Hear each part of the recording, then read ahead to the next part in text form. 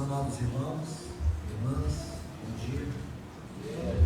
Vamos iniciar esse tempo com uma oração. Nosso Deus e Pai, bendito Senhor, somos tão agradecidos a Ti, Senhor, por esse tempo que nós temos aqui aos Teus pés. Ajuda-nos, através da unção do Teu Santo Espírito, para que venhamos acolher a Tua Palavra, aquilo que já tens ministrado a nós. Nós te pedimos em nome do Teu Filho Jesus.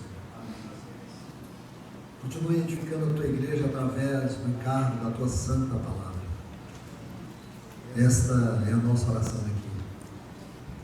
Que o nosso coração, os nossos olhos, os nossos ouvidos possam ser canais por onde a Tua Palavra há de penetrar nesta manhã. E que haja uma obra de libertação, de transformação, de constrangimento, de adoração, de gratidão, de crescimento, para a honra e glória do Teu nome, Senhor. Que este seja um tempo profundamente significativo para cada um de nós. Oramos a Ti no nome de Jesus. Meus amados em Cristo, vamos à leitura dos textos. Mais uma vez, quero convidá-los a abrirem suas Bíblias em Mateus capítulo 16. Quero ler, para ganharmos tempo de maneira mais pontual.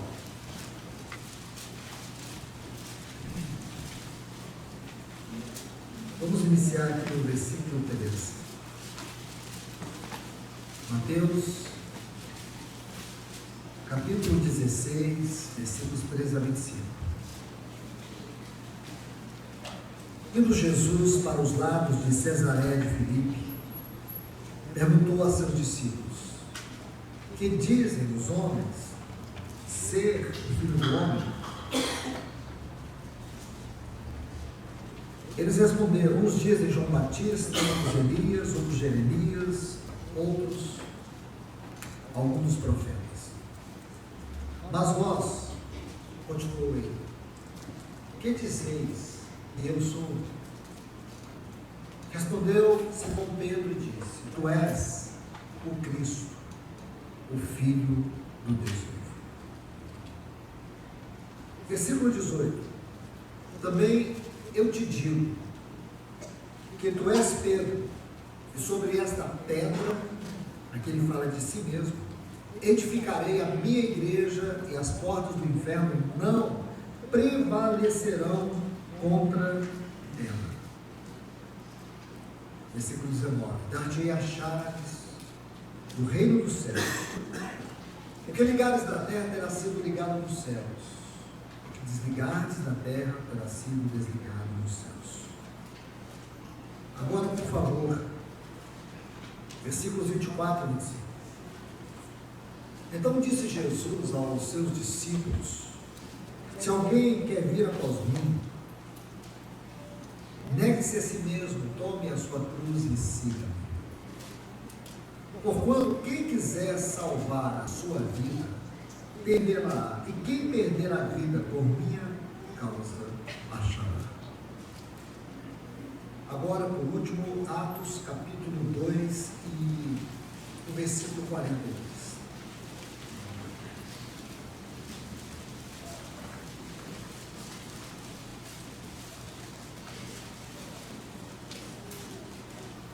Atos 2, 42 diz assim: e perseveravam na doutrina dos apóstolos, na comunhão, no partir do pão e nas orações. Esses foram os textos que lemos ontem,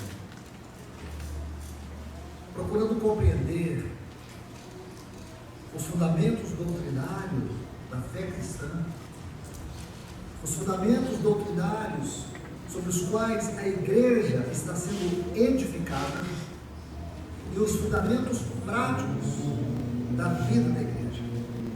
Então a igreja, ela está alicerçada, Aquilo que Paulo chama em Efésios capítulo 2, os fundamentos dos apóstolos e profetas, sendo Cristo Jesus a pedra principal,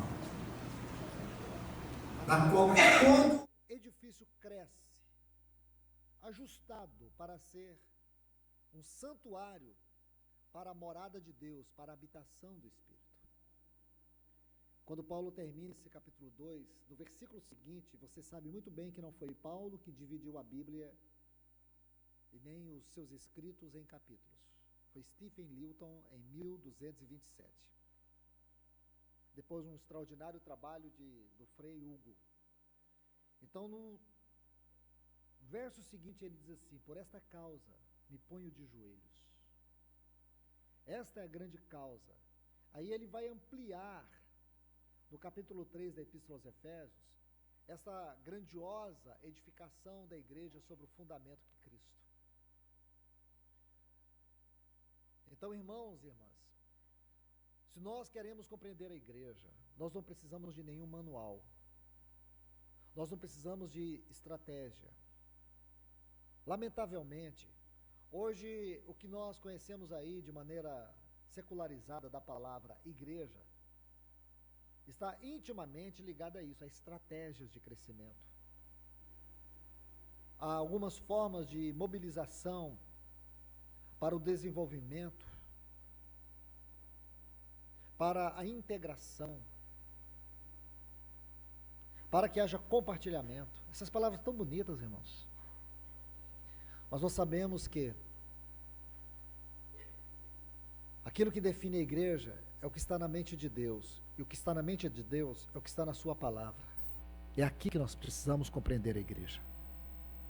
Nós temos que nos guardar, nos proteger do pragmatismo.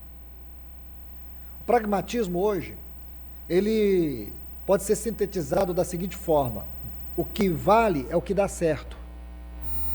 Se dá certo, então não importa os meios. Nós temos que buscar viver a igreja dentro de uma fórmula que dá certo. Nós temos que pensar na igreja de uma maneira que ela tenha sucesso. De maneira que o evangelho hoje pregado, secularizado, prostituído, leva o homem a ser feliz. E assim as pessoas começam a desenvolver uma secularização religiosa, conceitos pervertidos, que são derivados do mundo para a vida da igreja. Aí nós limitamos a igreja dentro dos padrões mundanizados, do mundanismo.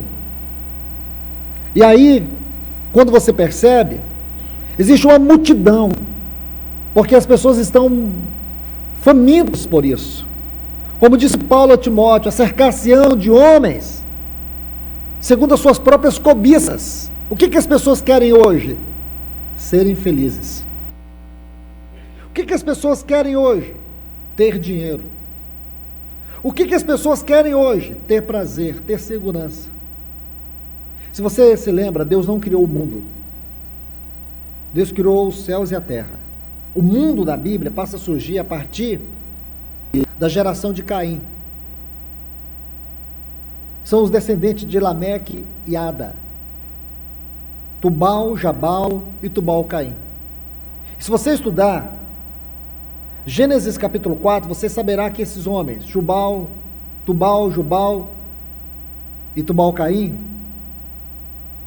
você vai ver que esses filhos de Ada, eles foram os construtores de instrumentos para a música, ferramentas para a proteção e meios da agricultura para a alimentação.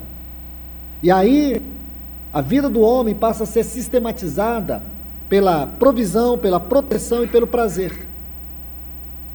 Espiritualmente falando, quando você estuda o capítulo 4, você vai ver o desenvolvimento do mundo. À medida que o homem vai se desenvolvendo, segundo o curso do mundo, e Paulo diz isso em Efésios capítulo 2,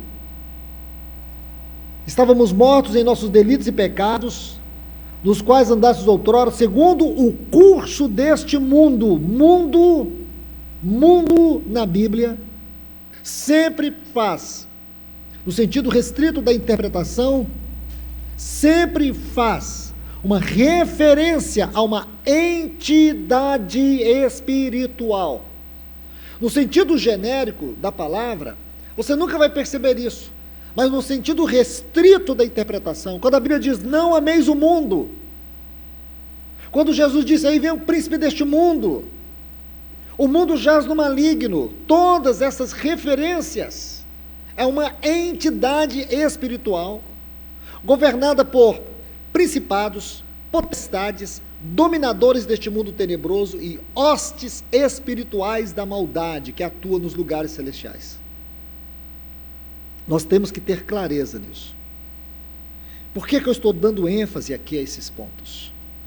Porque, irmãos, nós estamos tratando sobre o governo de Deus sobre a sua casa, sobre a edificação, sobre fundamentos.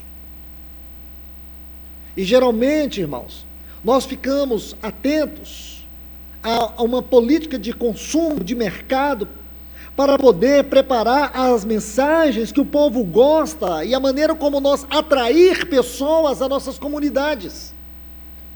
Só que a gente não percebe que as nossas comunidades estão doentes, estão vazias. Os nossos jovens estão planejando suicidar, os nossos casamentos estão diluídos, destruídos dentro de 4 paredes. As pessoas estão sofrendo de transtornos emocionais. E de forma que reunir se torna algo muito mais social do que espiritual. E nós temos a dificuldade de admitir que os nossos locais de reuniões se tornaram apenas um cemitério espiritual, religioso, onde a palavra de Deus está sepultada, onde a obra do Espírito Santo está enterrada, onde os fundamentos da edificação da igreja estão todos soterrados. Mas a festa não pode parar, independente da música que se toque e que se dance. Vamos lá, qual é o novo produto do mercado? Olha, irmãos, falo com muito temor, queria que vocês ouvissem isso com temor. E se você sentir, ore por mim depois.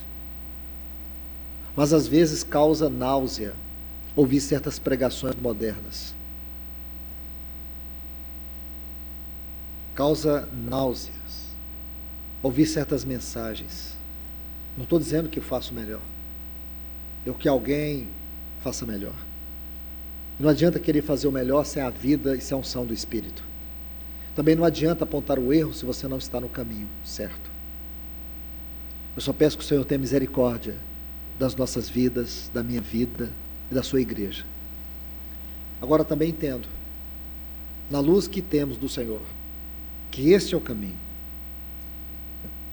Esses 4 fundamentos que nós vimos aqui desde ontem, em Mateus capítulo 16, versículos 13 e 25. Cristo, a igreja, a cruz e o reino. Esses são os fundamentos doutrinários. Muitas vezes os irmãos ficam atrás aí de práticas, de costumes, disso, aquilo, outro, as irmãs, pelo amor de Deus. Coisas que nos dividem, coisas que só atrasam, coisas que criam separações. São 4 fundamentos que nós deveríamos dedicar toda a nossa vida. Os fundamentos doutrinários, Cristo, a igreja, a cruz e o reino. E os fundamentos práticos, doutrina dos apóstolos, a comunhão, partir do pão e as orações. E nós estamos estudando isso. Eu disse para vocês ontem, quero fazer um breve resumo aqui, que este capítulo de Mateus, aqui que nós lemos, capítulo 16, é o capítulo chave, é o capítulo crucial dessa epístola, desse evangelho, me perdoe, deste evangelho. É o capítulo onde Cristo vai lançar os 4 fundamentos de toda a doutrina apostólica. Tudo que é escrito nas epístolas tem aqui o seu fundamento. Tudo que você lê dos escritos apostólicos são derivados destes 4 fundamentos.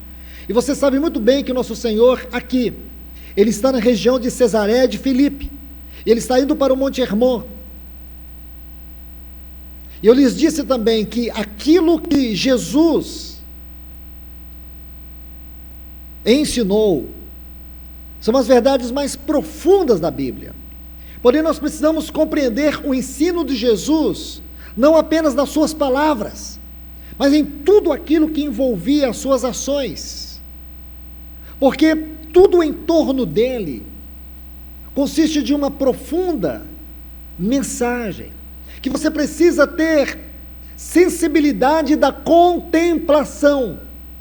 Você precisa muito mais prostrar diante do Senhor e ter sensibilidade para contemplar, porque se você consegue contemplar o que Ele faz, as lições são muito mais profundas.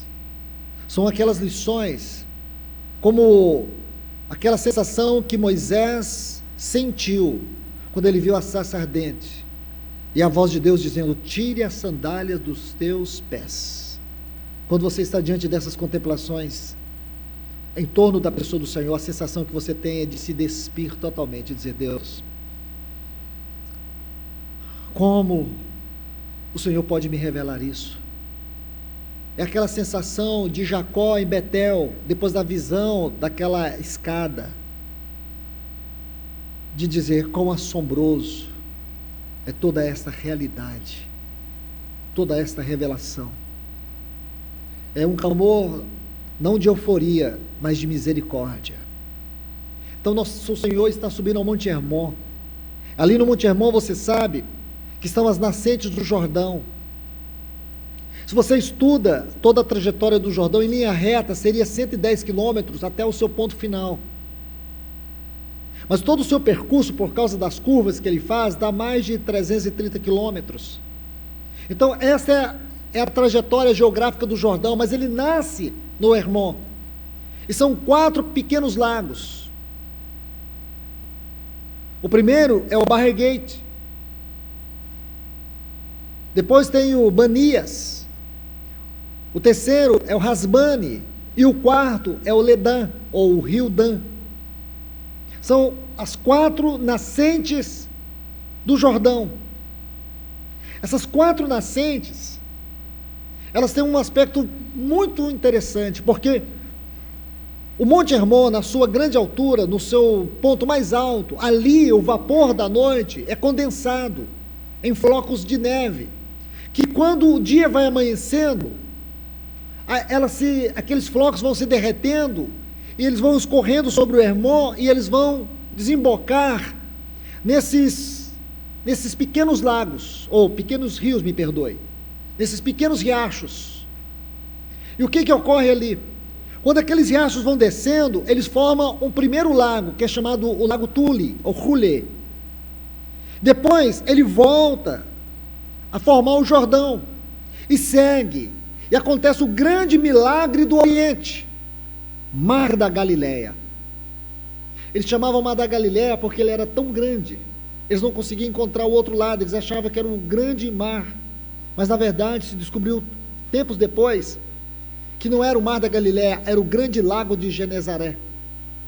E depois aquele grande lago se estreita novamente no rio, no curso do Jordão, e segue até o ponto mais baixo, 390 e poucos metros abaixo do nível do mar.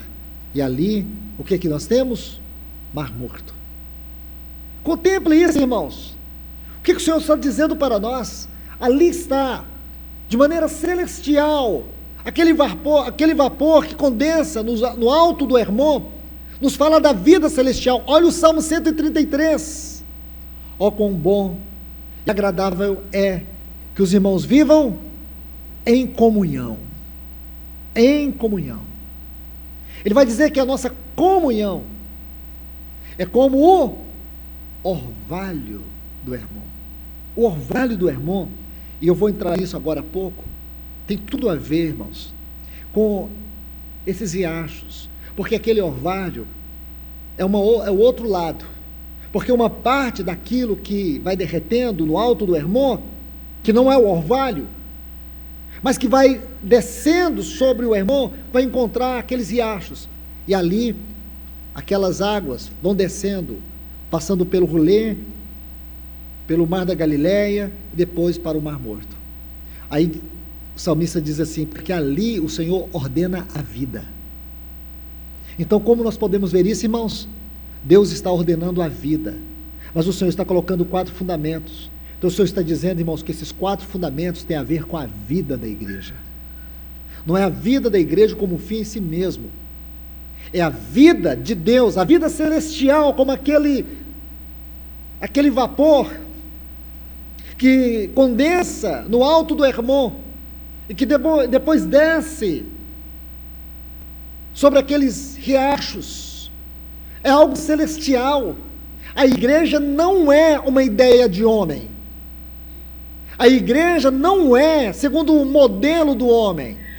Você pode ouvir alguns arrogantes dizer assim, minha igreja, porque a minha igreja, só um homem teve a autoridade de dizer, eu edificarei minha igreja, Jesus. E sabe por quê?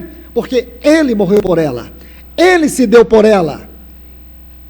Se algum homem tem a ousadia de dizer, minha igreja, que ele morra por ela, mas que ele tenha a certeza de ressuscitar por ela, porque do contrário ele vai para o inferno.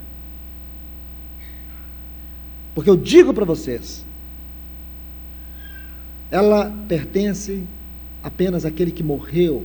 Paulo diz assim, irmãos, é como se Paulo ultrapassasse os nossos conceitos de pecado, de necessidade de perdão.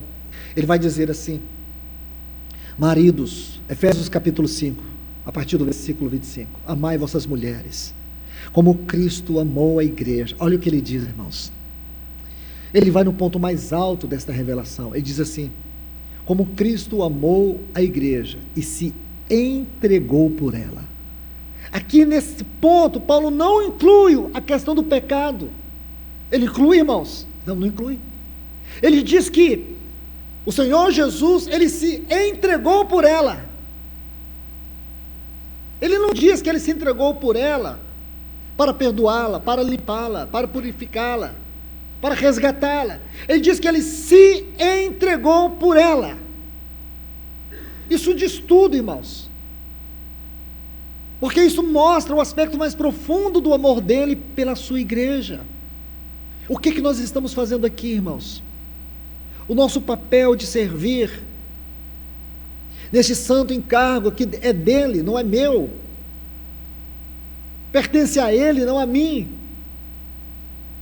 Ele concedeu uns para apóstolos, profetas, evangelistas, pastores e mestres, tendo em vista a edificação do corpo, tendo em vista o crescimento da vida dele no corpo, tendo em vista o desempenho do serviço no corpo.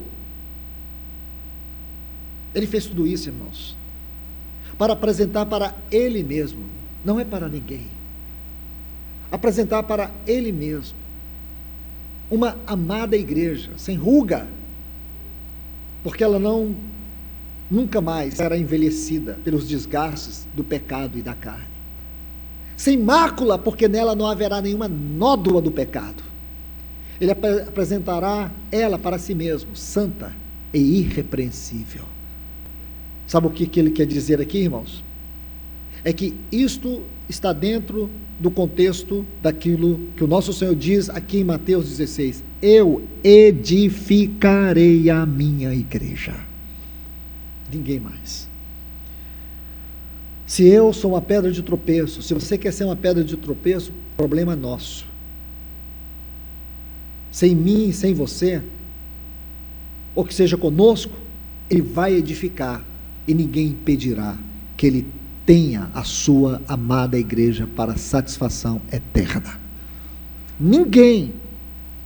E sabendo que ele é aquele que dispõe algo e ele cumpre até o fim, e nada impedirá, o inferno não impedirá, Satanás não impedirá, o mundo não impedirá, nem nós impediremos que ele tenha a sua igreja para a sua eterna glória. E sabe por que eu e você sabemos disso? Porque quando você vai lá no livro de Apocalipse, que é o livro que nos mostra a eternidade de Deus, tem muita gente que vai no livro de Apocalipse para saber quem é o anticristo, e depois sai mais confuso do que quando entrou em Apocalipse, Por que você não vai em Apocalipse para conhecer mais de Cristo e menos do anticristo? A gente vai no Apocalipse para poder tentar entender de maneira especulativa como serão os dias finais. Amém? Mas por que você não calma o seu coração e vai no Apocalipse para poder estudar sobre a eternidade com Deus? Porque lá no capítulo 21 e 22, o que nós temos, irmãos? A Nova Jerusalém. A Nova Jerusalém. Sabe o que vai nos dizer Apocalipse? Que a igreja, aquela que o nosso Senhor Jesus disse, eu edificarei,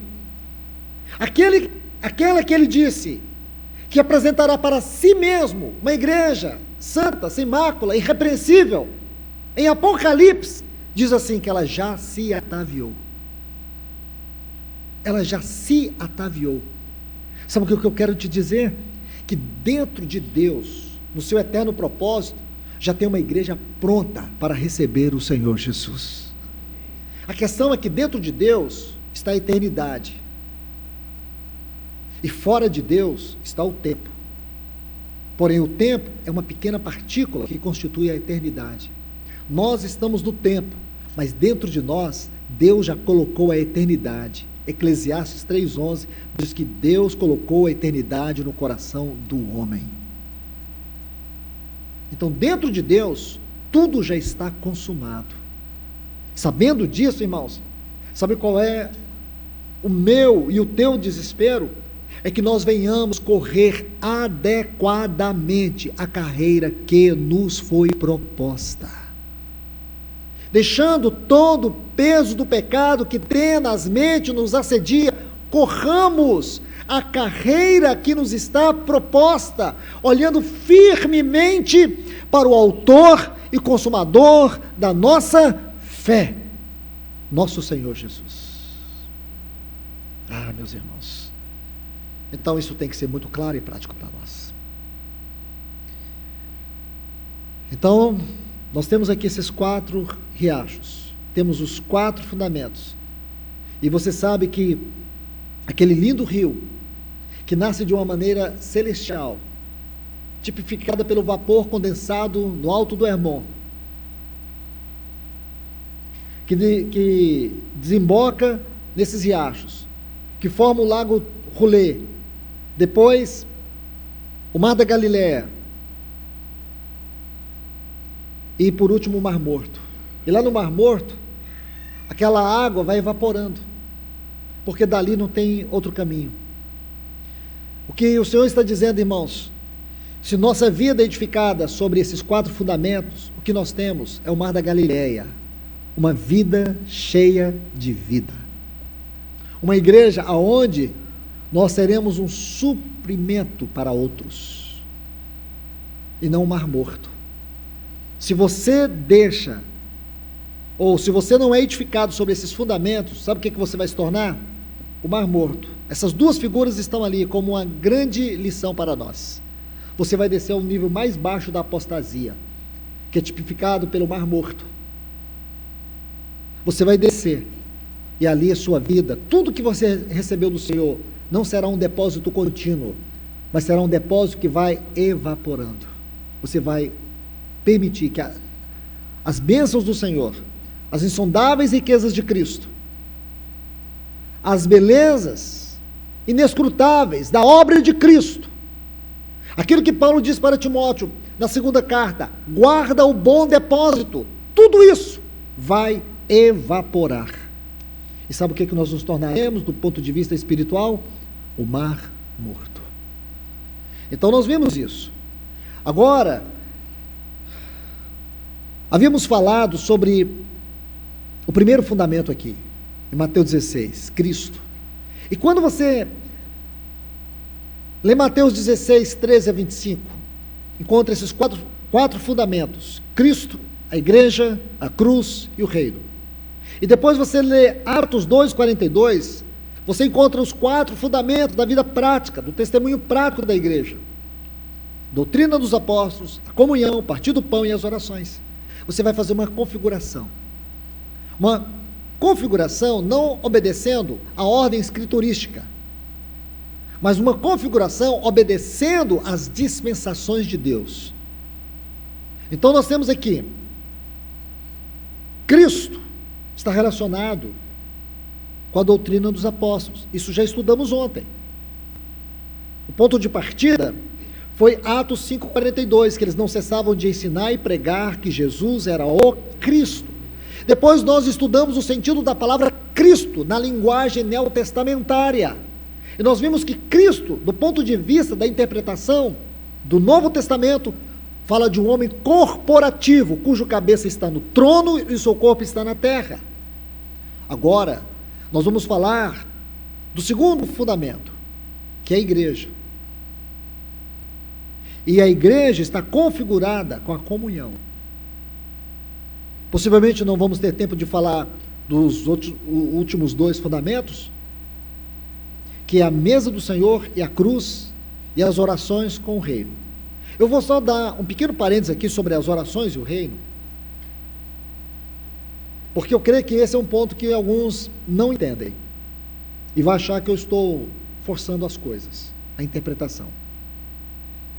Por que que nós podemos relacionar o reino com a oração? Ora, meus irmãos, de maneira tão simples e bíblica, o que nosso Senhor Jesus diz aqui em Mateus capítulo 16, quando ele diz para Pedro, dar-te-ei as chaves, a palavra chaves ali é autoridade, porque chave, tipologicamente, fala de autoridade espiritual. Dar-te-ei as chaves do reino, tudo que ligares na terra terá sido ligado nos céus, tudo que desligares na terra terá sido desligado nos céus, certo? Lembre-se que eu disse para vocês que a hermenêutica, que é a ciência da interpretação, ela impede que nós façamos interpretações aleatórias da Bíblia, achuologia. Na Bíblia não dá margem direito para achuologia, eu acho, eu penso, eu imagino, isso não tem na Bíblia. O que nós temos na Bíblia é interpretação consistente. Se você ler Mateus 18, nós teremos as repetições dessas palavras do nosso Senhor, que Ele havia dito, aqui em Mateus 16. Mateus 18, ele diz assim, o que for ligado na terra terá sido ligado nos céus, o que for desligado na terra terá sido desligado nos céus. Se dois dentre vós concordarem acerca de alguma coisa que pedirem, isso será aceito pelo meu Pai, que está nos céus. É isso que ele diz. Aí o versículo 20 ele diz assim, porque onde estiver 2 ou 3 reunidos no meu nome, aí eu estou presente. Este quadro de texto não pode ser estudado isoladamente. Primeiro, o Senhor, Ele está dando continuidade a este assunto. A nossa oração está intimamente ligada com o reino. Ah, irmão, mas eu posso orar para Deus me dar um carro novo? Depende do que você relaciona o carro novo com a sua fé, com a sua necessidade e com a vontade de Deus. Tá certo? Porque desde que o homem caiu, lembre-se, nós somos uma tricotomia. Corpo, alma e espírito, certo? A alma e o espírito são as partes do nosso interior. O nosso espírito, antes de Adão cair, governava a nossa alma. O espírito tem 3 faculdades. Quais são elas? Vontade, consciência e comunhão. O espírito tem 3 faculdades. Deixa eu corrigir. Intuição, consciência e comunhão.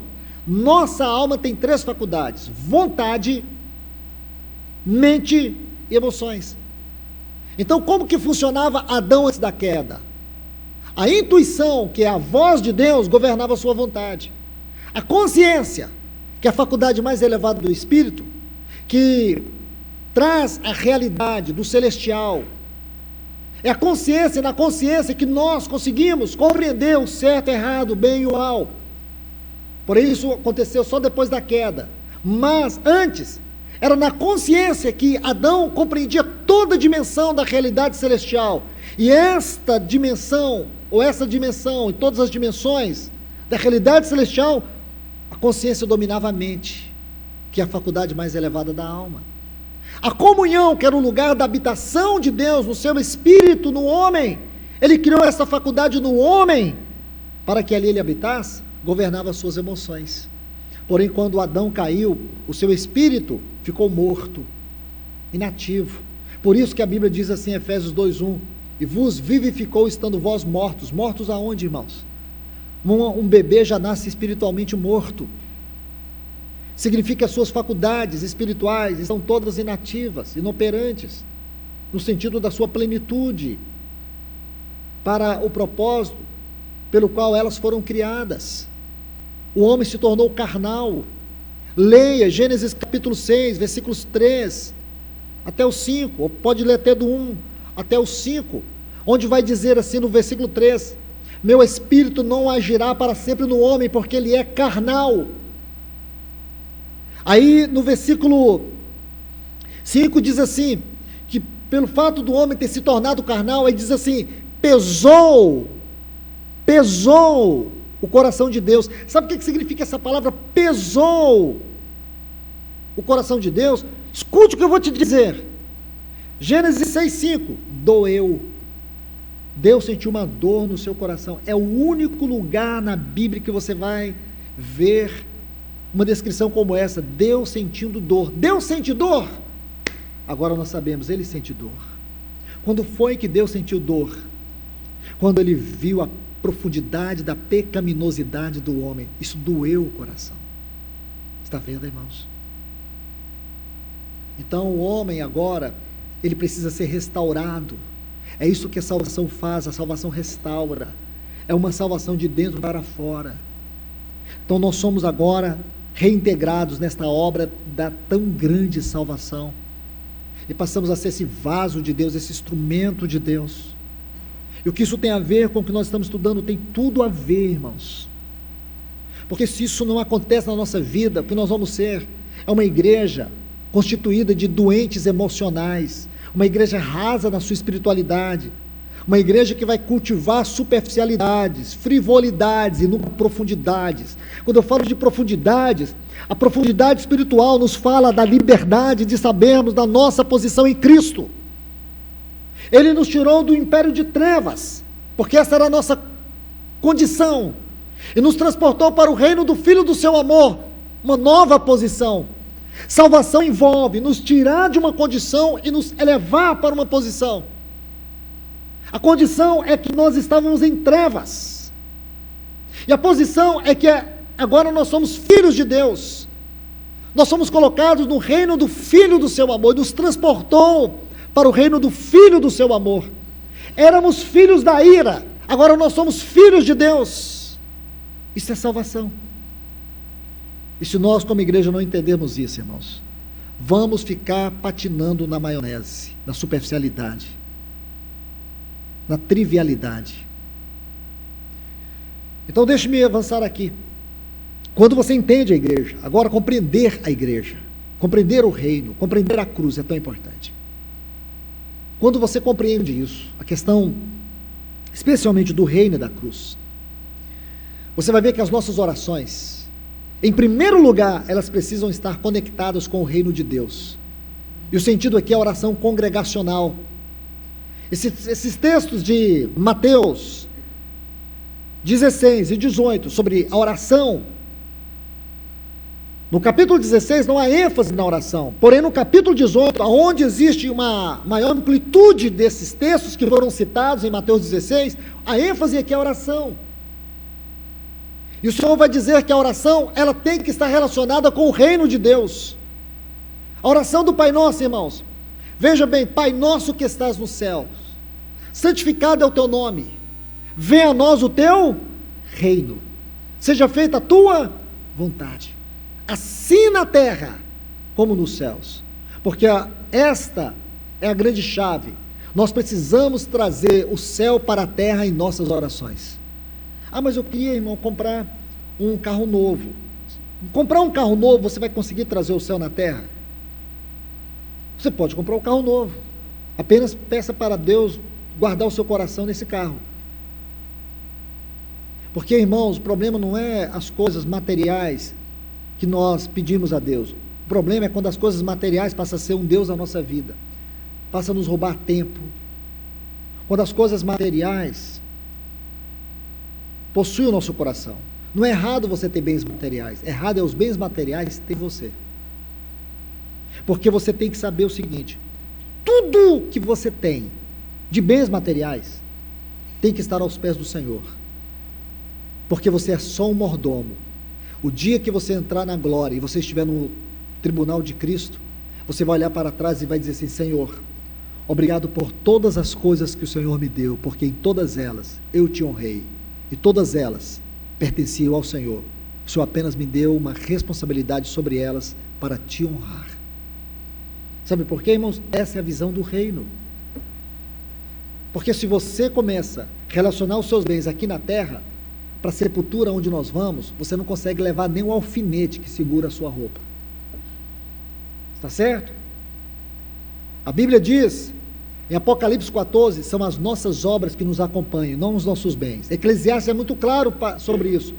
Para a sepultura, aonde nós vamos, você não vai levar essas coisas, mas você vai levar a responsabilidade sobre elas. Isso vai estar diante do Senhor. Então você começa a entender. Se a gente fosse falar desse assunto do reino, aí nós teríamos que fazer uma outra conferência. A oração, o reino e a oração. Porque o reino e a oração envolve nossos sentimentos, oração envolve os nossos desejos, oração envolve a nossa vontade. Depois você vai descobrir que não, irmãos. Oração envolve a vontade de Deus, envolve os anelos de Deus. E você vai perceber que oração não é apenas um meio de conquista de coisas. Oração é um instrumento de relacionamento com Deus. Vai chegar um momento na sua vida que orar para Deus, curar o seu cachorrinho, não vai fazer parte mais. Está entendendo? Você vai ter uma comunhão tão grande com Deus, que você vai saber diferenciar as coisas pequenas, pelas quais um dia você tanto orou, e você vai se envolver numa dimensão muito maior. E você vai ver que quantas coisas pequenas, você precisa ter discernimento. E quando eu falo de coisas pequenas, eu falo de bens materiais, de emprego, de casa, de família, de tudo isso. Mas você vai ver que existe algo muito maior. Aqui você precisa ter discernimento. E aqui você precisa ter relacionamento. Um relacionamento com Cristo na oração é muito maior do que qualquer coisa que você possa imaginar. Eu tenho muitos exemplos para dar para vocês. Eu daria um rapidamente. Quando Moisés, no capítulo 33 de Êxodo, ele está diante de um momento tão delicado, de morte, de juízo de Deus. Havia em torno de 5.000 cadáveres. Eles haviam enterrado naquele dia 5.000 corpos. Toda a nação de Israel estava em pranto, em luto, por causa daquele miserável bezerro de ouro que eles haviam feito, para ocupar a centralidade de Deus na vida deles. E Arão foi sendo levado pelos anelos da multidão. Então Moisés, naquele momento de pavor, de angústia, ele sai no meio daquele povo, ele entra no seu tabernáculozinho, não no tabernáculo de Deus, mas no tabernáculo de comunhão com Deus que ele tinha. E você vai ver que ele ora e pede a Deus 3 coisas. 3 coisas. Ele não pede para Deus ressuscitar os mortos, ele não pede para Deus guardar as famílias, ele pede Deus mesmo. Ele pede Deus mesmo. Ele ora e pede para Deus, Ele mesmo. Se você ler capítulo 33, versículo 13, versículo 15, versículo 18, você vai saber a oração de Moisés. A oração de Moisés é: mostra-me o caminho. Não era o caminho para Canaã, era o caminho para Deus. Era o caminho da experiência com Deus. Porque esse é o verdadeiro caminho, irmãos. Aqui nós não temos percepção, nossos olhos só enxergam até aquela parede. Mas se você começa a ter uma visão mais ampla, mais alta, mais profunda na oração, você vai conseguir enxergar o que está além dessa parede, porque você vai enxergar de acordo com os olhos de Deus. E aqui é discernimento espiritual, que só vai nos dado pela comunhão com Deus. Depois você vai ver que ele ora pela presença de Deus e diz: se a tua presença não for conosco, não sairemos desse lugar. E por último ele ora e diz: eu quero ver tua face.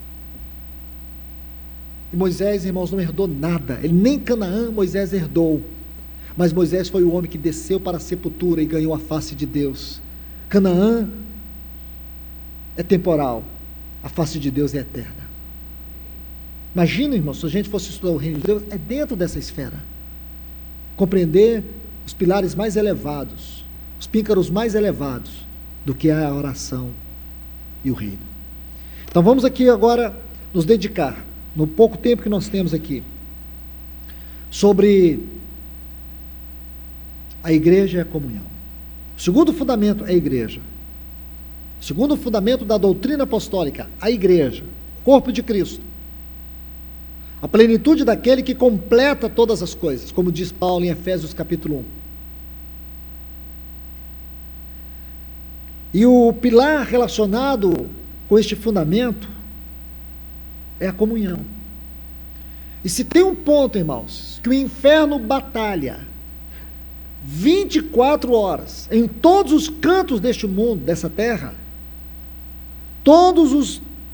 as séculos diabólicos trabalham com toda forma de sutileza, com todos os seus ardis, para perverter, para destruir a comunhão da igreja. Falo isso debaixo das mãos do Senhor, e vocês sabem, aqueles que me conhecem, que pela misericórdia infinita do Senhor, eu tenho visitado muitas igrejas durante o ano todo, convivendo com irmãos em diferentes lugares. Procuro, com a graça do Senhor, exercer um serviço a Ele, baseado na comunhão e no relacionamento, e também no ministério da palavra. Para nessa comunhão, poder conhecer os anelos do Senhor dentro de uma assembleia, e poder ajudar de alguma forma na oração, no companheirismo. Resumindo, irmãos, eu quero dizer para vocês que o grande problema da igreja hoje é a comunhão. Sabe qual é o grande problema da evangelização hoje? Você sabe qual que é? É porque nós não pregamos o evangelho. Irmãos, se nós entendêssemos o que é comunhão verdadeira, nós nunca precisaríamos abrir a boca. Jesus mesmo disse, para que eles sejam um, como és tu, ó Pai, em mim, para que o mundo creia que tu me enviastes. Essa é a mensagem. A comunhão é a mais poderosa e contundente mensagem espiritual, porque é só na comunhão que o mundo é capaz de ver Cristo na igreja. Você pode ter o melhor local de reunião, mas se ali não habita comunhão, as pessoas podem gostar do local. Você pode usar toda forma de entretenimento para manter as pessoas ocupadas. Você pode manter cultos atraentes, cheios de louvor, pirotecnia, luzes, enfim, faça o que você achar que deve fazer, que vai dar certo. Isso é o pragmatismo. Mas eu quero dizer para você, nunca você poderá viver a realidade da igreja segundo o padrão de Deus. A igreja não é segundo o padrão de homem. A igreja, com I maiúsculo, é segundo o padrão de Deus. A igreja, aquela parte tirada de Cristo, o poder da ressurreição, ela não é uma instituição, uma organização. Os homens gostam de organização porque eles querem ser o centro dela. Os homens gostam de organização porque eles querem ter o senso da importância de ser o cabeça e de ficar tentando enganando o povo, dizendo que Cristo é o cabeça daqui. É o cabeça, mas quem manda é Ele. Ele é o principal. Ele é o topo da pirâmide. Nós precisamos, irmãos, reconhecer o encabeçamento de Cristo, é nas nossas ações, em se submeter a Ele, em dizer que nós somos desnecessários. Compreende isso, irmãos? Então, Satanás batalha, irmãos, para destruir a harmonia da comunhão. Aquilo que os irmãos aqui em Cianorte estão estudando em Atos, o homotimadon, aquela harmonia orquestral da sinfonia, da beleza, de um único som produzido por uma grande orquestra. E muitas vezes a nossa comunhão é uma grande confusão de barulho diante de Deus, e é uma vergonha. Cada um de nós, irmãos, a começar de mim, deveríamos refletir o quanto tenho contribuído para a harmonia da vida, da comunhão, do amor, da mutualidade, do companheirismo, na localidade aonde eu me reúno. Cada um de nós deveríamos, na luz do Senhor, ser sondados. Se não somos uma pedra de tropeço, que nos movemos promovendo dissensão, promovendo fofoca, discórdia, divisão, desânimo. Nós precisamos ir aos pés do Senhor e perguntar: Senhor, será que eu não tenho sido uma pessoa tóxica no meio do teu povo? Será que eu não sou uma pessoa ácida no meio dos meus irmãos? Se eu for, Senhor, transforma-me. Peça perdão, meu irmão, porque com certeza esse amor que você diz ter, ele não é um verdadeiro amor. Ele é um falso sentimento que te engana. Essa devoção que você diz ter não é uma devoção verdadeira e pura. É um sentimentalismo religioso. Porque quando você estuda na Bíblia a vida daqueles irmãos que lutaram e batalharam pela comunhão, é totalmente diferente. Eu encorajo você a estudar a carta a Filemon. Que carta é essa, irmãos? É uma carta de quebrantamento, é uma carta que nos esmaga, é uma carta que Paulo escreve, irmãos, do mais profundo do seu coração, para um irmão querido, um irmão que ele amava, um irmão que tinha tanto peso naquela assembleia em Colossos. E ele escreve para aquele irmão, Epáfras, sobre um servo, um ladrão, que servia aquele irmão, e que roubou ele, que agora estava na prisão. E lá na prisão, Onésimo, sabe o que significa Onésimo? Útil. Ele encontrou Paulo. Ele encontrou Paulo. Ele encontrou Paulo. E ali a vida de Onésimo muda para sempre. Onésimo vai sair da prisão. E é este o ponto crucial, porque aqui ele precisa ser recomendado.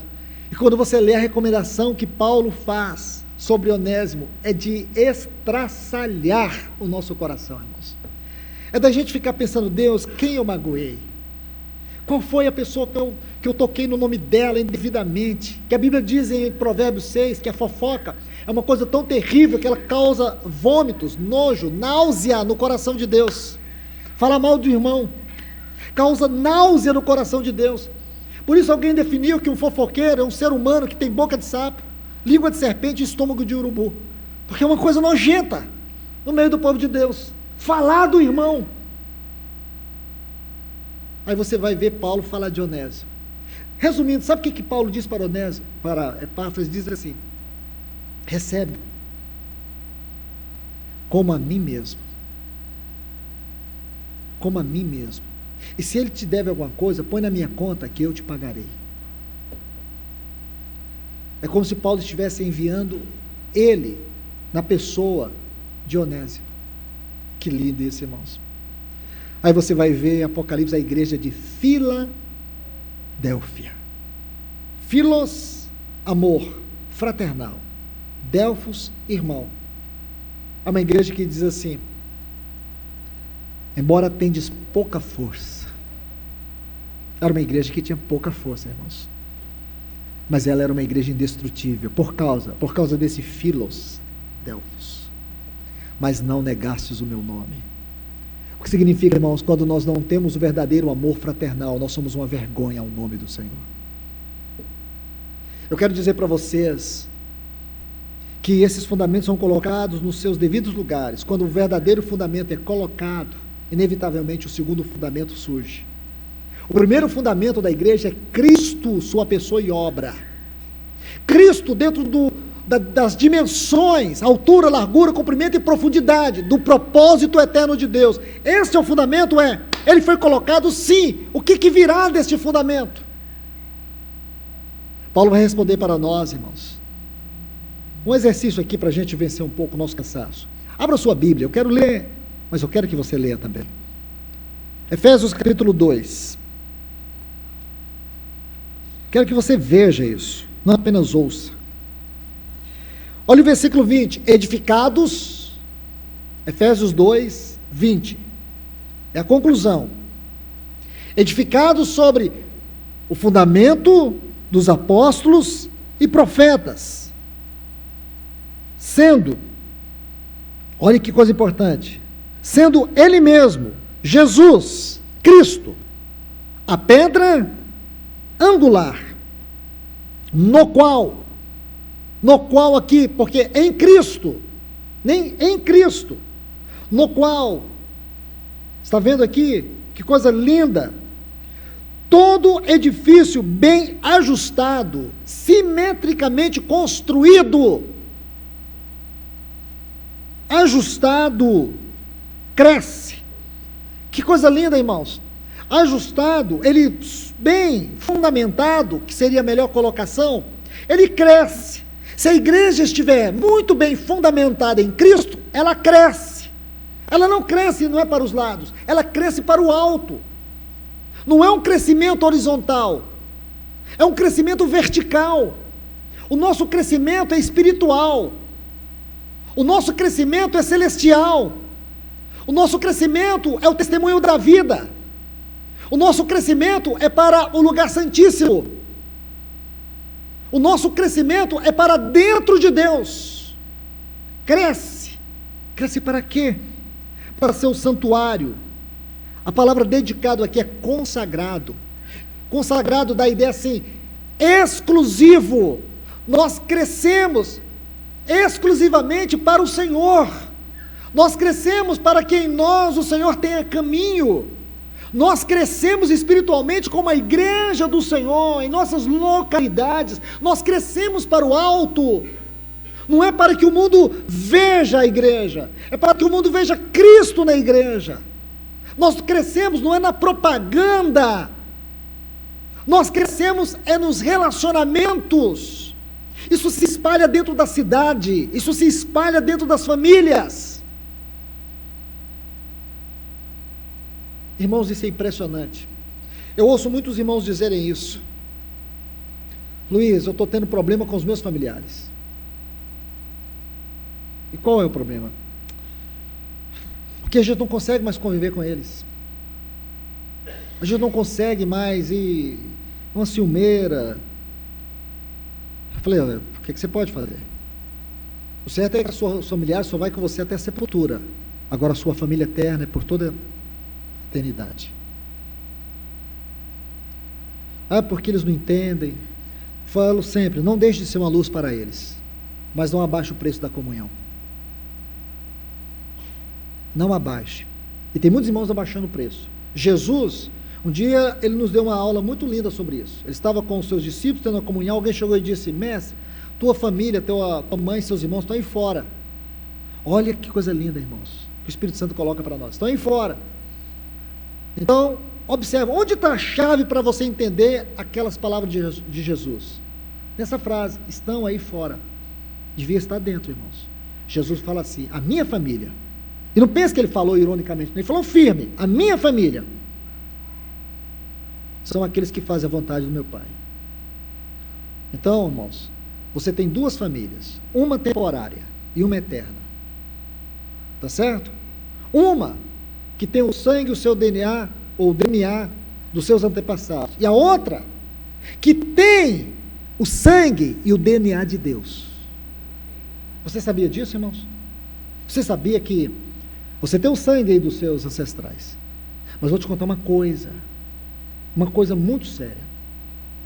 Vou falar bem rápido, em 5 minutos no máximo. Se você estudar o nome de Deus, você saberá que é um tetragrama. Certo? Um tetragrama. Nome de Deus, impronunciável. Lá no Antigo Testamento, que os judeus não mencionavam e nem ousavam mencionar, era um tetragrama de 4 letras. Yod, Vav, Rei, Vav. São as 4 letras. Yod, Vav, Rei, Vav. Certo? E um cientista, por sobrenome Brandeis, ele descobriu algo interessante, porque você sabe que até 1953, os cientistas achavam que o nosso DNA era uma coisa muito simples, que era baseado naquela teoria louca lá do Darwin. Então eles pensavam que era uma coisa simples, mas você sabe, irmãos, que houve uma das maiores façanhas da ciência moderna. O presidente Bill Clinton, ele chegou a dizer que o projeto Genoma, que mapeou todo o DNA humano, foi a maior façanha da ciência que já existiu. Porque agora todo o DNA humano foi mapeado. Então, se você quer, vai lá no Google, coloca uma figura lá do DNA, você vai ver que ele é conduzido por 2 hélices, certo? E aqui, você vai perceber que o alfabeto hebraico é diferente do português, porque uma letra no hebraico tem uma palavra, tem uma história. Uma letra você fala muita coisa. Outro detalhe do alfabeto hebraico, que cada letra corresponde a um número. Letra, no hebraico, corresponde a palavras e número. Certo? Então, quando você pega essas letras, Yod, Vav, Rei, Vav, você vai ver que o Yod é a menor letra do hebraico. Ela fala de prego. E se você pega a palavra Vav, é mãos. E a palavra rei é prego. Desculpe-me. Mãos, a palavra rei, contemple, e a palavra Vav, prego. Então a tradução seria assim: mãos, contemplem, prego, contemplem. Assim seria a tradução do nome de Deus. Mas eu vou te falar algo. Quando os cientistas estudaram, eles descobriram que a cadeia do DNA é formada por números. Então vou ser bem rápido. E os números são 10, aí tem um espaço. 5, que são, o que são? Aqui são as 2 hélices do DNA, então tem essas pontes, certo? Então estão aqui aquelas massas chamadas massas nitrogenadas do DNA, que são pontes. Então eles perceberam que elas são formadas numa sequência. E a sequência é qual? 10, um espaço. 5, espaço. 6, espaço. 5. Isso segue até... Aí esse cientista viu que o nome de Deus também, ele tem números. Que essas letras correspondem a números. E o número é o Yod, que é a primeira letra, corresponde a 10. O Vav, 5. O Rei, 6. E por último o Vav, 5. É a mesma sequência da ordem do DNA, das massas nitrogenadas. 10, 6, 5, 6. Sabe o que é isso, irmãos? Que nós somos de Deus. Ele colocou a sua assinatura no nosso DNA, colocou seu nome. Sabia? Ele colocou o nome dele no seu DNA. Lá no seu DNA está o nome de Deus. Sabe por quê? Porque agora você é filho de Deus, você tem a natureza de Deus, você tem o nome de Deus e você terá a herança eterna com Deus. Essa é a nossa família. Então, cada irmão que você tem em Cristo, está lá o nome de Deus. Essa é a nossa família eterna. Então, irmãos, fechar o parênteses, vamos voltar. Quando você estuda essa comunhão, você vai perceber o quanto isso é tão significativo, irmãos. Porque a comunhão da igreja é a manifestação da realidade daquilo que é a Trindade nos céus. A comunhão da igreja é a realidade da Trindade nos céus, porque Deus é comunhão por essência. Deixa-me colocar um texto para vocês. Abra sua Bíblia no Evangelho de João, capítulo 17. João, capítulo 17. Versículo 22.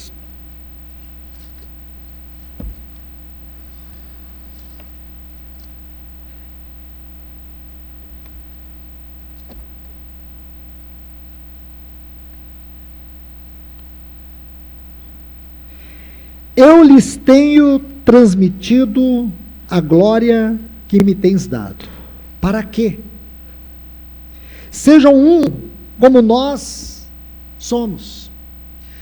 Irmãos, eu tenho uma dificuldade às vezes me deparar com certos capítulos da Bíblia. Esse é um deles. Porque quando eu leio esse capítulo, eu começo a imaginar a grandeza dele. Então meu coração começa a ficar latejando, pulsando.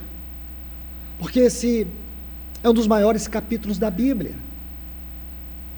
Teve um escritor, um estudioso, que diz assim: este capítulo é o Santo dos Santos do ministério de Cristo na Terra.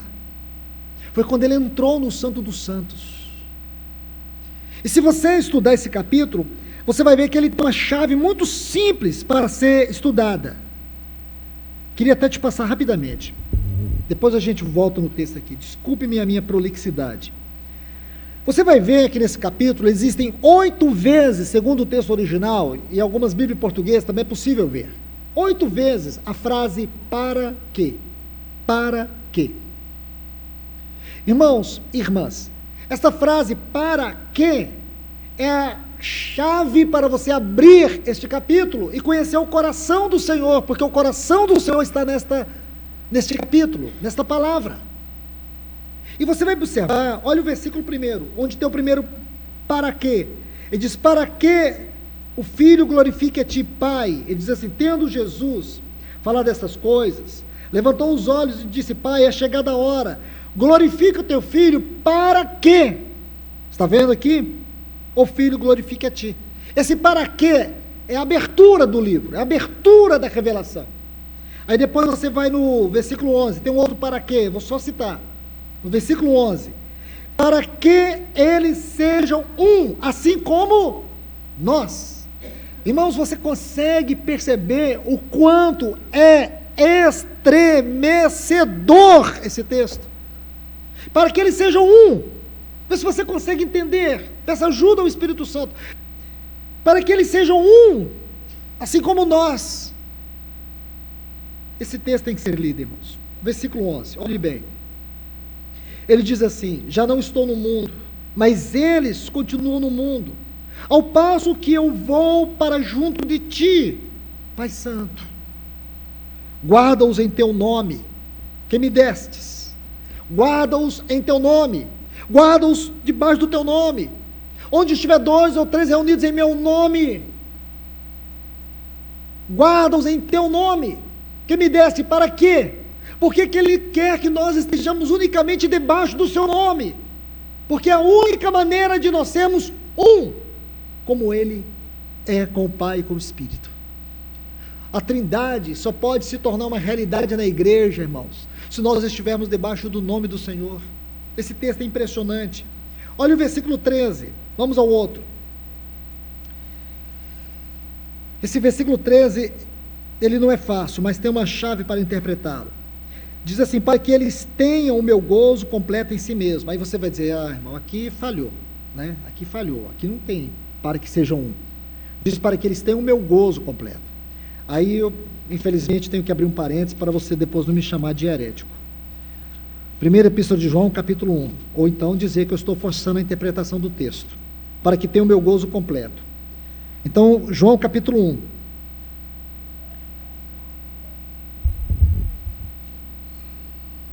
Versículos 2 a 4. E a vida se manifestou, e nós a temos visto, e dela temos dado testemunho, e vô-la anunciamos, a vida eterna, a qual estava com o Pai, e nos foi manifestada. Agora observe: o que temos visto, ouvimos, anunciamos também a vós outros. Para quê? Ai, graças a Deus, irmãos, aquele para quê de João 17,13, ele está aqui, e você vai concordar comigo, porque isso aqui é hermenêutica. Para que vós igualmente tenhais comunhão. Aí você diz: bom, irmão, mais ou menos, não está tão próximo assim. Comunhão. Ora, o que é comunhão? Ele vai definir comunhão. O que é comunhão da igreja? O que é a nossa comunhão? Para que tenhais comunhão. Ora, a nossa comunhão é com o Pai, com o Filho e com o seu Espírito Santo. Aí ele diz assim: estas coisas, pois, vos escrevemos para que tenhais o gozo completo. Agora pega essa leitura e volta para João capítulo 17, versículo 13. Para que eles tenham o meu gozo completo.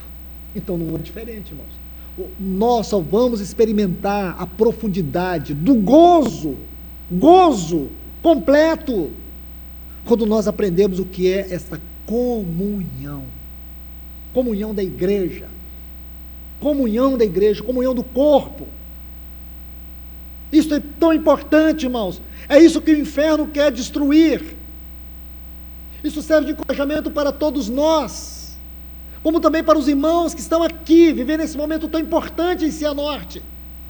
Edificar sobre essa comunhão, tratar tudo na luz da verdade, com amor, com temor, com cuidado, para que a comunhão nunca se perca. Vamos ao outro ponto, irmãos. Capítulo 17 aqui do Evangelho de João, versículo 19, eu vou pegar apenas a frase. Diz assim: para que eles sejam santificados na verdade. Esse é outro texto também que é uma interpretação mais profunda. Santificados na verdade. Mas se você observar, a primeira parte desse texto está assim: é a favor deles que me santifica a mim mesmo. Então você vai ver que santificar na verdade é o trabalho da palavra. Ele diz: santifica-os na verdade, a tua palavra é a verdade. Mas se você estudar nesse capítulo, você vai ver que aqui é uma grande ênfase ao mundo. E santificar aqui, santidade, é o oposto do mundo. Olha o versículo 9. Ele diz assim: é por eles que eu rogo e não pelo mundo. Versículo 11: já não estou no mundo, mas eles continuam no mundo. Está vendo aí? Já não estou no mundo, mas eles continuam no mundo. Aí ele diz: guarda-os em teu nome. Se você olhar, essa frase ocorre 4 vezes nesse capítulo. Versículo 6, ele diz: manifestei o teu nome, guarda-os em teu nome. Então ele diz: manifestei o teu nome. Versículo 11, Pai Santo, guarda-os em teu nome. No versículo 12, quando eu estava com eles, guardava-os no teu nome. E no versículo 26 ele diz: eu lhes fiz conhecer o teu nome e ainda os farei conhecer. Está vendo, irmãos? Então o que ele quer dizer aqui? Quando nós nos colocamos debaixo de qualquer coisa que não é o nome do Senhor, quando nós nos colocamos debaixo de qualquer estrutura que não é o nome do Senhor, nós perdemos as bênçãos dessa oração. Aí você vai ver aqui que a grande ênfase é que a comunhão é o resultado do trabalho santificador da palavra. Por isso que lá nos fundamentos práticos, o que nós temos primeiro? Palavra. Santifica-os na verdade, a tua palavra é a verdade. O trabalho da palavra, irmãos, é gerar a santificação em nós, porque o ministério da palavra é o ministério da purificação. Quando você está numa vida de pecado, numa vida de desobediência, Deus lhe envia uma palavra, esta palavra vai constranger você, e o Espírito Santo vai te convencer do pecado, da justiça e do juízo. Como? Por meio do ministério da palavra. Davi estava em pecado. Quando Natã entrou na sua casa, ele proferiu a palavra de Deus. Isso trouxe arrependimento, isso trouxe restauração, isso trouxe um novo vigor, isso traz renovo. Por isso, irmãos, o ministério da palavra é fundamental para a vida da igreja. Aí você vai ver aqui, ele diz: para que sejam um como nós. Você vai ver que o Senhor, ele ora e pede para o Pai guardá-los do mal. Ele diz isso, para que o Pai guardasse-os do mal. Então, veja o que eu quero lhes mostrar. Versículo 14 e 15 ainda. Ele diz: o mundo os odiou, essa parte, a parte B do versículo. O mundo os odiou, observe, porque eles não são do mundo, como também eu não sou. Versículo 15. Não penso que os tire do mundo. Está vendo? O mundo aqui é o oposto de santidade, nesse capítulo. E sim que os guarde do mal. E aí você vai ver que há 2 grandes males aqui para sermos guardados: a perda da santidade e a perda da unidade. A perda da santidade, nesse capítulo. Guarde-os do mal. Qual mal? Se você vai pensar de maneira genérica, pode pensar. Hermeneuticamente, não. Você tem que pensar nesse texto dentro do contexto. Então você vai ver que aqui o Senhor está mostrando que o grande perigo aqui, 2 males, é que nós não sejamos santificados na verdade. Então, é a perda da santidade. E segundo, é a perda da unidade. Porque a santidade, a santidade, como fruto do trabalho da palavra, produz a unidade. Não tenho tempo para fazer isso, mas posso lhes encorajar a fazer. Estude esse assunto aqui, baseado no capítulo 4 da Epístola aos Efésios. Se você pegar o capítulo 4 da Epístola aos Efésios, que é um capítulo muito rico, você saberá que esse capítulo está dividido em 2 temas. Do versículo 1 desse maravilhoso capítulo até o 16, o assunto ali é unidade. E depois, do 17 até o final, santidade. Unidade e santidade. Capítulo 4 da Epístola aos Efésios. Esta é a grande didática. Vamos para a 5ª proposição. Ele diz assim: para que o mundo creia que tu me enviastes. Observe que a primeira parte desse texto diz: a fim de que todos sejam um. Como és tu, ó Pai, em mim e eu em ti, sejam eles em nós. Para quê? Tem um para quê? Para que o mundo creia que tu me enviastes. Então, o que significa esse texto do ponto de vista prático da interpretação? Que o maior escândalo à pregação do Evangelho não é o fato de você não abrir a boca para ninguém. O maior escândalo da pregação do Evangelho é a falta de comunhão, da verdadeira comunhão do corpo.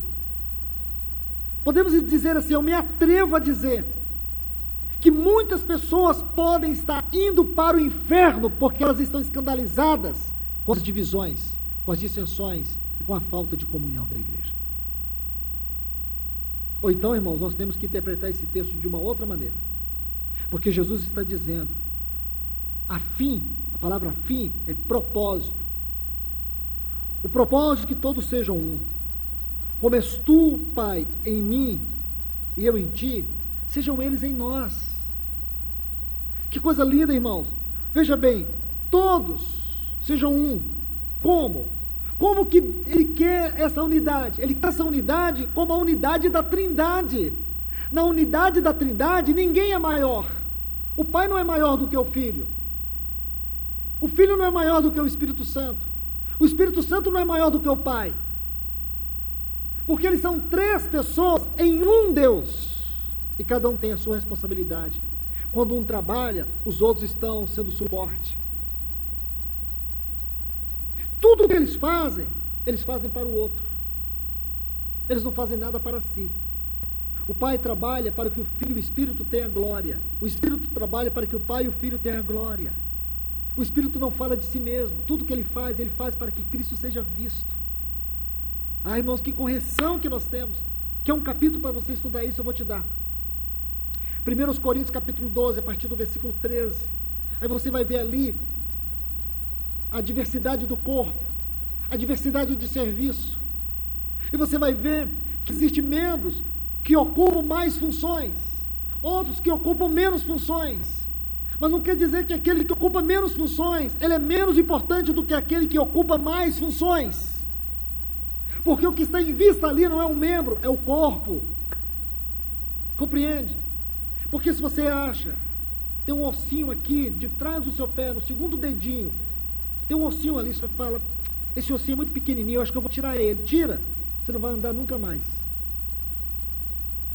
Quantas coisas, quantas partes do nosso corpo, irmãos, você acha que não tem muita importância? São membros que não são vistos, mas são imprescindíveis para a saúde do corpo. Porque todos nós, irmãos, somos parte de um grande corpo orgânico, cujo cabeça é Cristo. E todo o movimento dos membros do corpo é para que esse cabeça tenha toda a glória. É que o cabeça seja visto e não nós. Estude isso, irmãos. A funcionalidade dos membros do corpo de Cristo está aí nesse capítulo que eu acabei de lhe citar. Eu vou ajudar você a entender isso. Olha o que o nosso Senhor está dizendo. Como tu és, ó Pai, em mim e eu em ti, sejam eles em nós. Se você pegar esse texto assim, ó, a fim de que eles sejam um, é o início aqui da nossa leitura, e essa frase, sejam eles em nós, a fim de que eles sejam um, sejam eles em nós.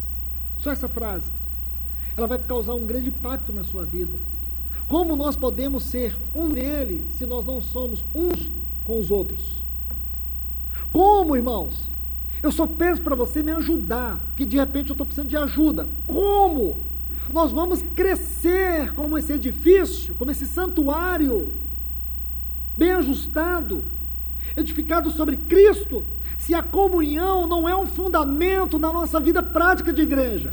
Quando você reúne, aí você olha, aquele, aquela, nossa, meu Deus. Como, irmãos? Eu só quero que você me diga como isso realmente é uma obra de Deus. Porque eu digo para vocês, esse ambiente de contenda, de falatório, de fofoca, de dissensão, parece ser muito mais fácil do que o ambiente onde você precisa dizer, irmão, eu estou chateado com você, triste, estou magoado, mas o problema sou eu, e queria que você orasse, me perdoasse, porque o perdão é libertador, o perdão cura. Se tem uma coisa, irmãos, que nós precisamos é, primeiro, aprender a perdoar verdadeiramente, e segundo, não fazer do perdão um instrumento que você só fica pedindo perdão para as pessoas, mas você nunca perde a disposição de pecar novamente. É como se a gente só pedisse perdão para errar de novo.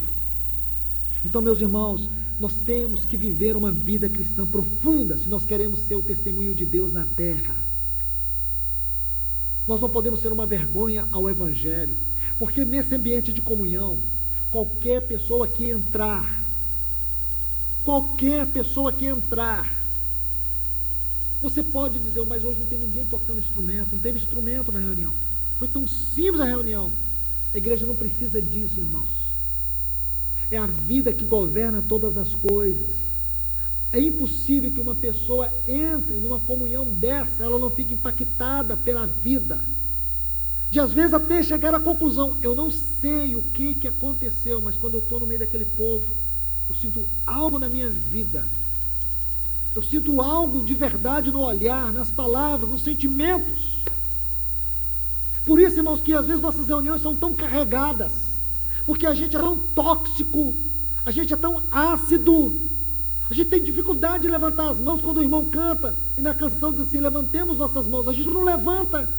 Por quê? Porque nós somos tóxicos, nós somos ácidos demais. Nós achamos que o culto é aquela reunião, enquanto a Bíblia diz que o culto sou eu, que Deus não quer o que eu canto, Ele quer o que eu sou, Ele busca o adorador, porque não tem sentido a minha adoração se eu não sou o adorador, não tem sentido o meu sacrifício se eu não sou o culto. A gente não dá valor nisso, irmãos. Nas pequenas oportunidades que a gente tem, a gente fica parecendo um poste, uma pedra, e é pedra de tropeço. Os irmãos estão cantando, a gente está lendo. Os irmãos estão lendo, a gente está pensando. Os irmãos estão glorificando, a gente está pensando no amanhã, premeditando o problema, sofrendo por antecipação. E a gente chama isso de um adorador, de um cristão. Não é, irmãos, a gente tem que checar a nossa salvação à luz da Bíblia, porque a gente pode estar sendo simplesmente um religioso. Conversão é novo nascimento e relacionamento com Deus. Se a sua conversão não está levando você a uma vida de intimidade, de quebrantamento, por mais que você ainda fale, que nós vamos ainda errar, falhar, mas você vai ter uma experiência profunda com o Senhor, de maneira que o pecado não vai ser uma opção, uma compulsão dentro de você. Pelo contrário, vai ser algo que você vai aprender a odiar como Deus odeia. Como Deus tem desgosto pelo pecado, você também vai ter. Então, meus irmãos, que o Senhor nos ajude aqui. Vamos concluir. Nosso tempo já acabou, esgotou totalmente. Versículo 22 aqui, do capítulo 17. É a sexta proposição, esse para quê. Versículo 22. Ele diz assim, para que, vou pegar apenas a parte, para que sejam um, como nós somos. Irmãos, o nosso modelo de unidade, de comunhão, é algo muito elevado. Se você estudar na Bíblia, você vai ver 4 tipos de unidade. Primeiro é a unidade da Trindade, a unidade das 3 pessoas, já falei. A segunda aqui é a unidade das 2 naturezas do nosso Senhor Jesus. O nosso Senhor, nele, tinha a unidade de 2 naturezas. Não eram as 2 naturezas mescladas, não, eram as 2 naturezas dentro dele de maneira distinta. Natureza humana e natureza divina. Porém, essas 2 naturezas, Elas não se misturavam, elas não se mesclavam, existiam de maneira distinta e harmoniosa dentro dele. Humana e divina. Esse é o outro modelo de unidade que tem na Bíblia. O terceiro é a unidade entre Cristo e a igreja. A unidade entre Cristo e a igreja. Você vai ver que em muitos lugares, muitas passagens, nosso Senhor vai dar ênfase do seu amor, o quanto ele nos anela. Quando ele diz lá em João 14, versículo 18, ele diz assim: voltarei para vós outros. Depois você vai ler no versículo 20, ele diz: naquele dia, vós conhecereis que eu estou no Pai, e vós em mim, e eu em vós. Essa é a unidade. Cristo em nós. Há uma unidade inseparável. Essa é a terceira unidade. E a quarta unidade que a Bíblia dá ênfase é a unidade do corpo de Cristo. Os textos que eu quero dar para vocês, primeiro, na primeira carta que Paulo escreveu aos Coríntios, no capítulo 10, versículo 17, ele diz: porque nós, embora muitos, somos unicamente um só corpo. 1 Coríntios 10, 17. 1 Coríntios, capítulo 12, versículo 12, ele diz: embora sendo muitos, ele vai dizer, porque assim como o corpo é um e tem muitos membros, embora sendo muitos, somos um só corpo. 1 Coríntios 12, 12. No versículo 13, desse mesmo capítulo 12, ele vai dizer assim: pois em um só Espírito fomos batizados, fomos todos nós batizados, formando um só corpo. Estão vendo aí, irmãos? E ainda no versículo 20 deste mesmo capítulo 12 de 1 Coríntios 12, 20, ele diz assim: o certo é que há muitos membros, porém um só corpo. Então você vai ver essas quatro unidades: a unidade das três pessoas, a unidade das duas naturezas do Redentor, a unidade entre Cristo e a igreja e a unidade do corpo de Cristo. São as quatro unidades que existem.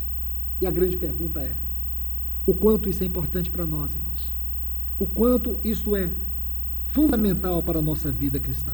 Só para concluir, a sétima proposição aqui, esse para quê, essa frase linda, ele diz assim: para que o mundo conheça que tu me enviastes e os amastes, como também amastes a mim. Vamos ler esse texto todo, olha aí por favor, versículo 23, João 17, 23. Todo aquele, me perdoe, estou longe aqui, João 17, 23. Eu neles, começa assim: eu neles e tu em mim, a fim de, propósito de Cristo está em nós, o propósito do Pai está em Cristo. Olha que coisa linda, irmãos, olha que grandeza desse texto. O propósito de Cristo está em nós e o Pai está em Cristo, é que nós sejamos aperfeiçoados na unidade. A palavra aperfeiçoados aqui é amadurecimento da unidade. Aí vem esse texto: para que o mundo conheça que tu me enviastes e os amastes, como também amastes a mim. Esse texto é tão grande, irmãos, que eu não consigo esgotá-lo em poucas palavras, mas eu só quero dizer assim: nesse texto Jesus está dizendo assim: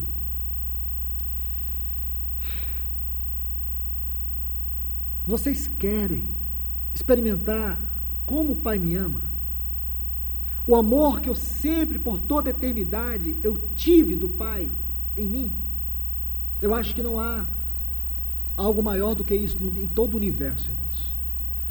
Você sabe qual é a glória maior do universo? Você sabe qual que é a expressão mais extraordinária do universo? É o amor do Pai pelo Filho. Não há nada no universo que seja mais belo do que isso: o amor do Pai pelo Filho. Agora olha o que Jesus disse: vocês querem experimentar este amor? Ele diz aqui nesse texto: aí eles saberão que tu os amastes como amastes a mim. Você quer experimentar o amor como eu sempre eternamente fui amado pelo meu Pai? vivam a verdadeira unidade do corpo. Irmãos, isso é muito assombroso.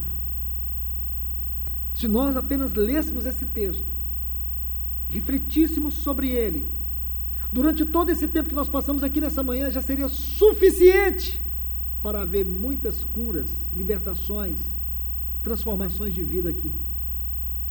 Arrependimentos, porque muitas vezes nós temos sido ácidos, temos atrapalhado a unidade e a vida do corpo de Cristo nas localidades onde nós vivemos e reunimos.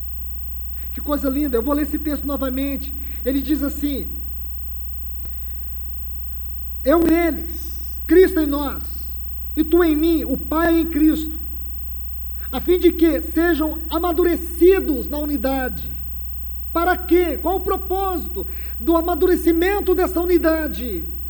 Para que o mundo conheça, primeiro, duas coisas. O mundo conheça que tu me enviastes, porque a unidade da igreja é a maior e mais poderosa mensagem de evangelização.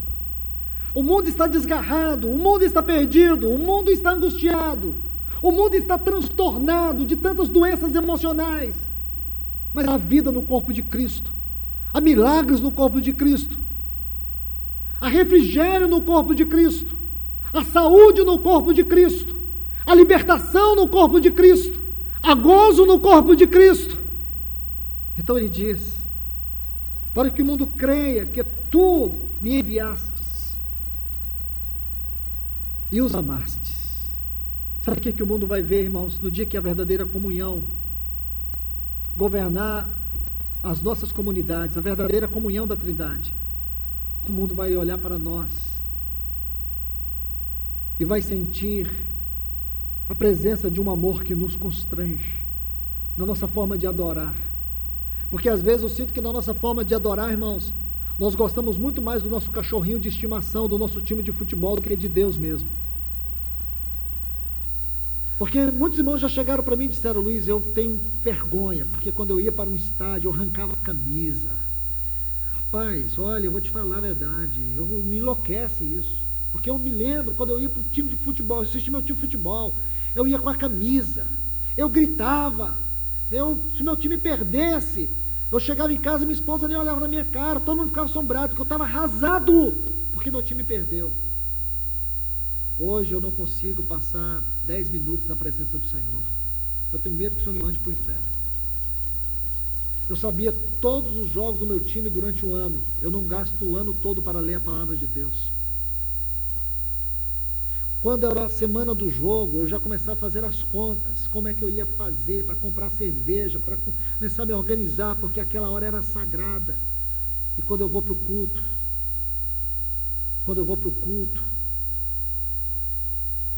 eu nem lembro de Deus. Eu vou com a vontade de voltar e fico com a vontade de não permanecer. A resposta que eu dei para esse irmão, eu falei: o problema foi o Deus que você creu. O problema está em você, está no seu Deus. Você creu no Deus errado. Porque se você verdadeiramente conhecesse o Deus de Abraão, de Isaac e Jacó, você morreria por ele. Você daria a vida por ele. Você não compararia ele com o seu time de futebol. Você não compararia ele com ninguém, nem com a sua esposa, nem com seus filhos. Porque por esse Deus, muitos morreram. Por esse Deus, cristãos foram jogados em cova de leões, estraçalhados. Por esse testemunho, por esse Deus, por esse evangelho, muitos cristãos foram despedaçados, foram queimados em fogueira. O problema é que você creu no Deus errado. Você precisa nascer de novo. Essa é a verdade. A última, irmãos, versículo 24, a última proposição dessa frase: para quê? Veja o versículo 24. Pai, a minha vontade é que onde eu estou, estejam também comigo os que me deste. Para quê? Vejam a minha glória, que me conferistes, porque me amastes antes da fundação do mundo. Aqui está, onde eu estou, é onde Ele quer que nós estejamos. Onde eu estou. Em João 1,18 vai dizer que o Filho unigênito, ele está no seio do Pai, no lugar mais profundo do Pai. Em João 7,34 ele diz assim: aonde eu estou, vocês não podem ir agora. Então ele sempre esteve nesse lugar. João 1,18, onde eu estou? No seio do Pai. Aí em 10,38 ele diz: o Pai está em mim e eu estou no Pai. Esse é sempre o seu lugar, do relacionamento mais profundo, da presença mais profunda.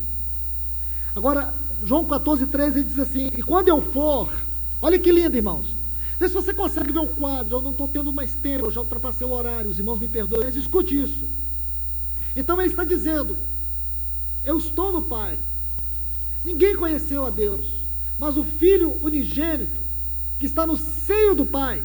Então, o seio do Pai é o lugar da sua habitação no Pai. Aí ele diz assim: aonde eu estou, no Pai, vocês não podem ir agora. Aí ele diz assim em João 14, que coisa linda, irmãos. Ele diz assim: e quando eu for e vos preparar, essa palavra preparar é a tradução da palavra ataviar, uma noiva. E quando eu for e vos preparar, está vendo aqui? E quando eu for e vos preparar lugar, eu voltarei e vos receberei para mim mesmo, para que onde eu estou, estejais vós também. Irmãos, nós podemos experimentar essa dimensão da experiência de Cristo na comunhão da igreja. Nós podemos experimentar uma dimensão do gozo celestial na experiência da igreja. Não tem lugar onde você pode experimentar os céus na terra, a não ser na experiência da igreja. Por isso esse segundo fundamento é tão importante, irmãos. A igreja e a comunhão. Que o Senhor nos ajude, irmãos. Que o Senhor tenha misericórdia de nós.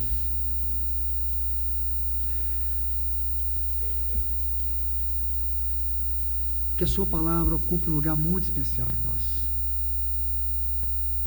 Que o falar do Senhor nos atraia. Que os irmãos cresçam a cada dia para se tornar um santuário consagrado ao Senhor. Que Deus vos abençoe, irmãos.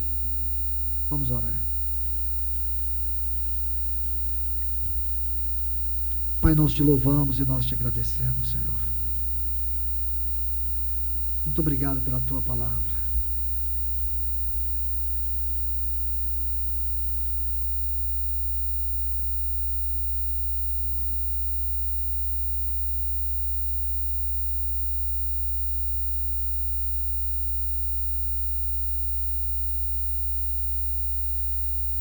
Muito obrigado por esse tempo que nós temos aqui, Senhor.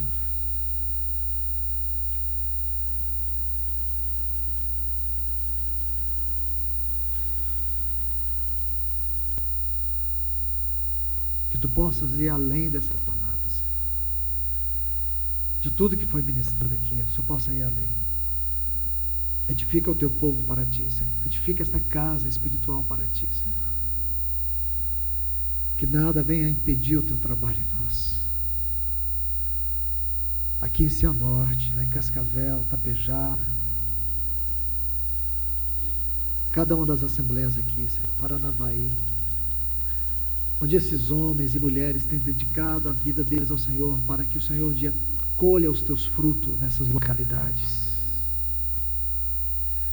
Esta hora tão especial para nós aqui em Cianorte, Senhor. Tem aqui o teu jardim.